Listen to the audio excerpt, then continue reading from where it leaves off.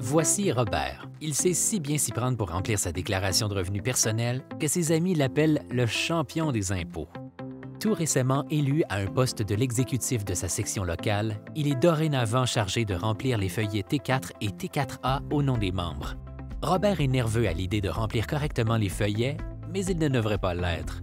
L'UCET est prête à l'aider. Nous avons tous les renseignements qu'il lui faut pour réussir dans cette tâche et pour qu'il se sente, de nouveau, comme un vrai champion des impôts. La première chose que Robert doit comprendre, c'est la différence entre les feuillets T4 et T4A. En tant que dirigeant de l'UCET, il va devoir remplir les deux. Un feuillet T4 est remis à un membre si la section locale lui a versé un revenu d'emploi durant l'année civile, tel qu'un remboursement au titre d'une perte de salaire, et un T4A devrait être remis à un membre si durant l'année, la section lui a versé un montant ou des honoraires pour services rendus pour une somme totale annuelle de plus de 500 $. Peu importe que Robert remplisse un T4 ou un T4A, ou même les deux, sa section doit avoir un compte enregistré de programme de retenue sur la paye avec l'ARC. Robert a oublié d'ouvrir un tel compte, mais pas de problème. Il peut le faire sur le site web de l'ARC. Robert est maintenant prêt à commencer. Il va tout d'abord s'occuper des T4A. Pour commencer, il doit aller sur le site de l'ARC, puis télécharger le feuillet. Ensuite, il entre les renseignements demandés, soit paiement des jours de repos, cadeaux en espèces et tout autre type de rémunération.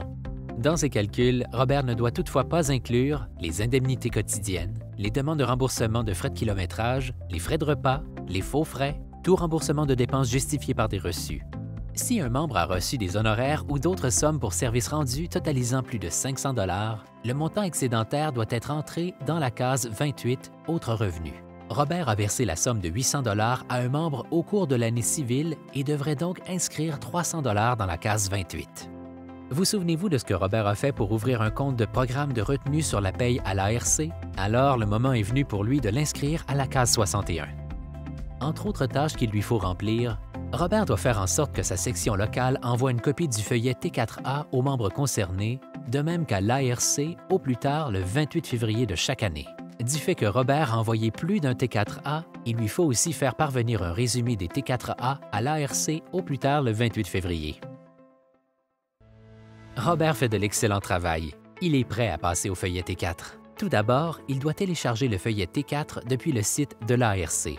Attention, Robert, à ne pas oublier qu'un feuillet T4 doit être envoyé à un membre si votre section lui a versé un revenu d'emploi durant l'année civile. Cette fois-ci, le registre de Robert doit inclure tout montant pour perte de salaire, tout type d'indemnité ou de prestation imposable, comme un laissez-passer d'autobus ou une place de stationnement payée. À l'instar du feuillet T4A, le T4 ne doit pas inclure ce qui suit: les indemnités quotidiennes, les demandes de remboursement de frais de kilométrage, les frais de repas, les faux frais, tout remboursement de dépenses justifiées par des reçus. Le numéro du compte de paye de la section locale de Robert va de nouveau s'avérer pratique. Cette fois, il l'inscrira dans la case 54. Comme cela était le cas pour le feuillet T4A, cette fois, Robert envoie une copie du feuillet T4 aux membres concernés ainsi qu'à l'ARC au plus tard le 28 février de chaque année. Du fait que Robert a envoyé plus d'un feuillet T4, il lui faut aussi faire parvenir un résumé des T4 à l'ARC au plus tard le 28 février. Et maintenant, Robert se mérite une fois de plus le titre de champion des impôts. En fait, il est tellement excité qu'il ne peut attendre la prochaine saison des impôts. Robert est fin prêt.